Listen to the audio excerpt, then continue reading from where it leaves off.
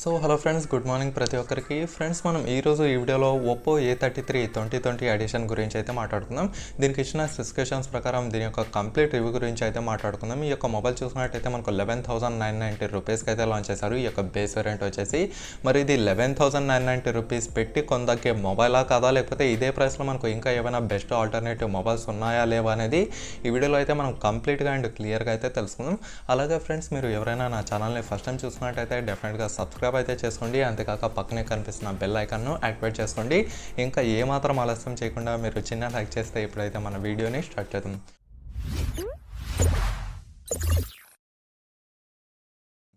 Friends, ముందుగా చూసినట్టయితే Oppo A33 యొక్క 2020 ఎడిషన్ చూసినట్టయితే మనకు చాలా సైలెంట్గా లాంచ్ చేశారనే చెప్పుకోవచ్చు. ఎందుకంటే వీళ్ళు ఈ యొక్క ఒప్పో A33కి పెద్దగా హంగామా అయితే చేయలేదన్నమాట. సో హంగామా చేయలేదంటే ఈ యొక్క మొబైల్ వచ్చేసి మనకు అంతా చెప్పుకోదగ్గ మొబైల్ కాదని ఇక్కడైతే మనకు క్లియర్గా తెలుస్తుంది. సో ఇది ఆన్లైన్ స్టోర్స్లో కంటే మనకు ఆఫ్లైన్ స్టోర్స్లో అయితే మనకు ఎక్కువగా అవైలబిలిటీలో అయితే ఉంటుందన్నమాట. మరి ఈ యొక్క మొబైల్ కొనాలా లేదా అనేది మనం ఖచ్చితంగా అయితే తెలుసుకోవాల్సిన అవసరం ఎంతైనా ఉందనే చెప్పుకోవచ్చు. సో ముందుగా చూసినట్టయితే మనం దీని యొక్క డిజైన్ గురించి అయితే మాట్లాడుకుందాం. దీని యొక్క డిజైన్ చూసుకున్నట్టయితే మనకు చాలా అట్రాక్టివ్గా అయితే కనిపిస్తుంది అనమాట. సో ఓవరాల్గా చూసుకుంటే మనకు 12,000లో ఇంతకంటే మంచి డిజైన్ రాదనే చెప్పుకోవచ్చు. తర్వాత చూసినట్టయితే ఒప్పో A33 దీనికి ఇచ్చిన థిక్నెస్ అలాగే దీని యొక్క మొబైల్ వెయిట్ గురించి అయితే మాట్లాడుకుందాం. ఈ యొక్క ఒప్పో A33కి వచ్చేసి మనకు 8.4mm మొబైల్ థిక్నెస్ అయితే ఉంటుంది అనమాట. అలాగే మనకు 186 గ్రామ్స్ మొబైల్ వెయిట్ అయితే ఉంటుంది. అండ్ బ్యాక్ సైడ్ చూసినట్టయితే మనకు ప్లాస్టిక్ బాడీతో అయితే ఉంటుంది అనమాట. ఓవరాల్గా చూసుకుంటే ఈ యొక్క ఒప్పో A33 వచ్చేసి మనకు చాలా లైట్ వెయిట్ మొబైల్ అనే చెప్పుకోవచ్చు. సో మనకు మ్యాక్సిమం చూసుకున్నట్టయితే ఒప్పో వివో ఫోన్స్లో మనకు లైట్ వెయిట్ మొబైల్సే మనకు చాలా ఎక్కువగా అయితే ఉంటాయి. వీళ్ళు మేజర్గా ఫోకస్ చేసేది ఏమంటే దాని యొక్క కెమెరా పైన, ఆ తర్వాత డిజైన్ పైన, తర్వాత చూసుకున్నట్టయితే ఈ యొక్క మొబైల్ వెయిట్ పైన ఎక్కువగా అయితే ఫోకస్ చేస్తారు. వీళ్ళు ఇంకా ప్రాసెసర్ పైన ఫోకస్ చేయరు అనేది ఇంకా అది పెద్ద గ్రంథమే అవుతుంది నేను చెప్పుకుంటూ పోతే.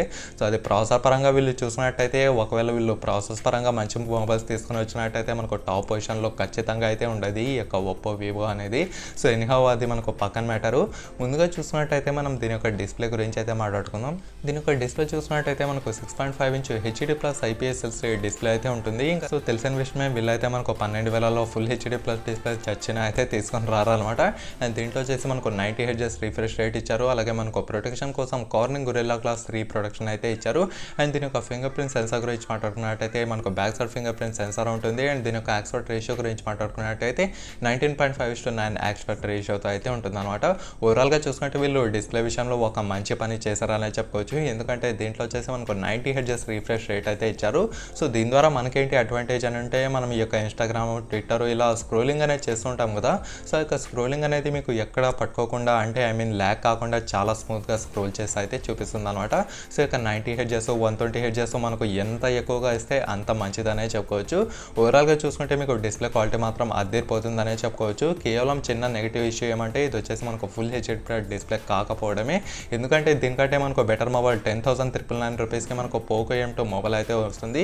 అది చూసినట్టయితే మనకు ఫుల్ HD+ డిస్ప్లేతో అయితే ఉంటుందన్నమాట. తర్వాత చూసినట్టయితే మనం దీని యొక్క కెమెరా గురించి మాట్లాడుకుందాం. మనకు ఒప్పో A33కి వచ్చేసి back side triple camera setup అయితే ఉంటుంది. అండ్ ఫ్రంట్ సైడ్ చూసినట్టయితే మనకు సింగిల్ యొక్క నాచ్ కెమెరా అయితే ఉంటుందన్నమాట. అందులో మనకు 8 మెగాపిక్సెల్ యొక్క కెమెరా అయితే ఇచ్చారు. ముందుగా మనం బ్యాక్ సైడ్ కెమెరాస్ గురించి మాట్లాడుకుని ఆ తర్వాత ఫ్రంట్ సైడ్ కెమెరా విషయాలకి అయితే వద్దాం. మనకు బ్యాక్ సైడ్ కెమెరా చూసినట్టయితే ఈ యొక్క ట్రిపుల్ కెమెరా సెటప్లో మనకు మెయిన్ కెమెరా వచ్చేసి 13 మెగాపిక్సెల్ ద్వారా వచ్చిన ఈ యొక్క కెమెరా అనమాట. ఇది వచ్చేసి మనకు f2.2 అపర్చర్తో అయితే ఉంటుంది. తర్వాత 2MP వచ్చేసి మ్యాక్రో షాట్స్ కోసం అండ్ 2MP వచ్చేసి మనకు డెప్త్ సెన్సార్ కోసం అయితే యూస్ చేశారు. అండ్ మీరు ఈ యొక్క బ్యాక్ కెమెరాస్తో up to 1080p at 30 frames per second వరకు అయితే రికార్డ్ చేయొచ్చు అనమాట. అండ్ ఫ్రంట్ కెమెరా చూసినట్టయితే మీకు 8 మెగాపిక్సెల్ కెమెరా అయితే ఇచ్చారు. ఇది వచ్చేసి మీకు f2.4 అపర్చర్తో అయితే ఉంటుంది. దీంతో కూడా మీరు up to 1080p at 30 frames per second వరకు అయితే రికార్డ్ చేయొచ్చు అనమాట. మరి ఓవరాల్గా చూసుకుంటే ఈ యొక్క కెమెరా పర్ఫార్మెన్స్ ఎలా ఉంటుంది బ్రదర్ అంటే సో ఖచ్చితంగా మీకు బాగానే ఉంటుంది. ఒకవేళ నేను రేటింగ్ ఇవ్వాల్సి వస్తే 100/75 అయితే ఇస్తాను. సో దీని ద్వారానే ఈ యొక్క కెమెరా క్వాలిటీ అనేది ఎలా ఉంటుంది, ఎలా ఉండబోదు అనేది మీకైతే ఒక ఐడియా అనేది వచ్చి ఉంటుంది. సో డెఫినెట్గా మరీ అంత డిసప్పాయింట్మెంట్ అయితే ఉండదు. ఈ యొక్క ఒప్పో A33లో ఖచ్చితంగా మీకైతే నచ్చుతుంది అనమాట దీని యొక్క camera performance. At the same time మీకు సెల్ఫీలో కూడా చాలా సూపర్గా ఉంటుందనే చెప్పుకోవచ్చు. తర్వాత చూసినట్టయితే మనం దీని యొక్క ప్రాసెసర్ గురించి మాట్లాడుకుందాం. దీంట్లో ప్రాసెసర్ చూసినట్టయితే మనకు క్వాల్కామ్ స్నాప్డ్రాగన్ 460 ఈ యొక్క ప్రాసెసర్ అయితే అయితే ఇచ్చారు.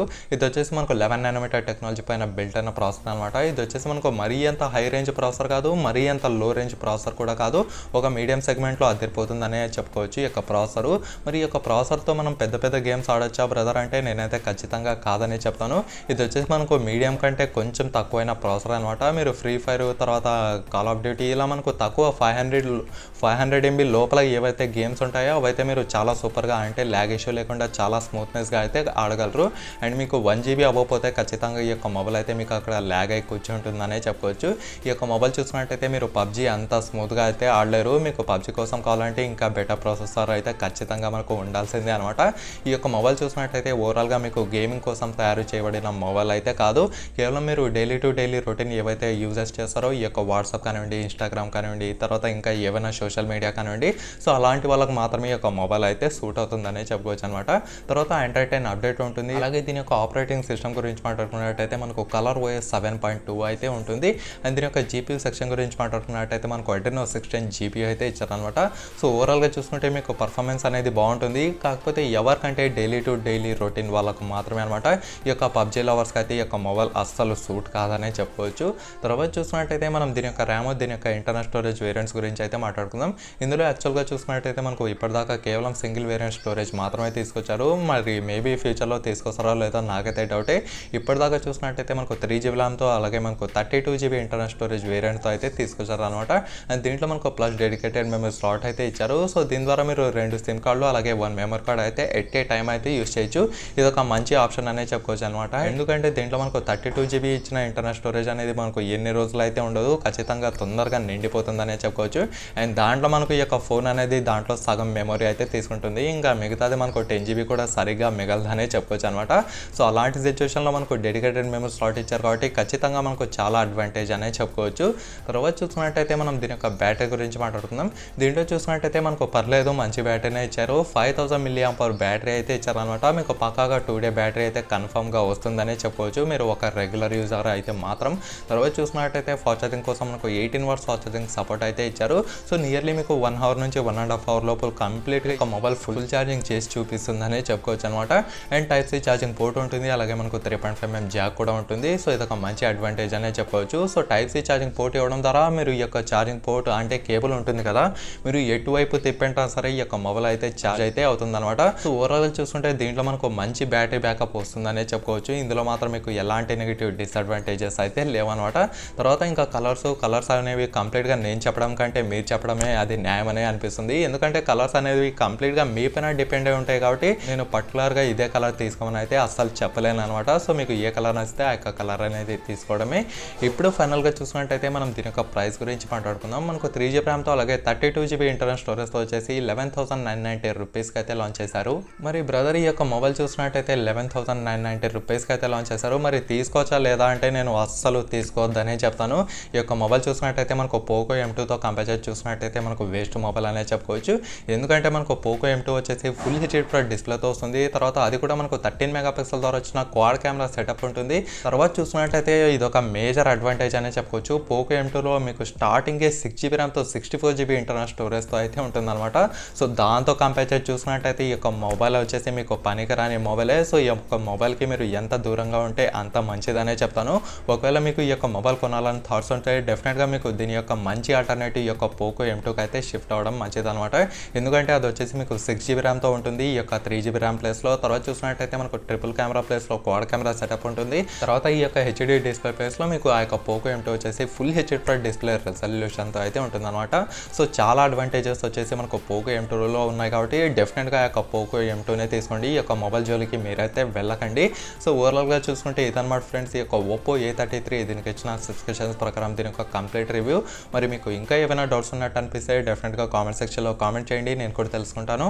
అంతేకాక ఈ వీడియోని లైక్ చేసి మీ ఫ్రెండ్స్తో వాట్సాప్ అలాగే ఫేస్బుక్ గ్రూప్లలో షేర్ చేస్తూ ఉండండి. ఓకేనా friends, thank you for watching.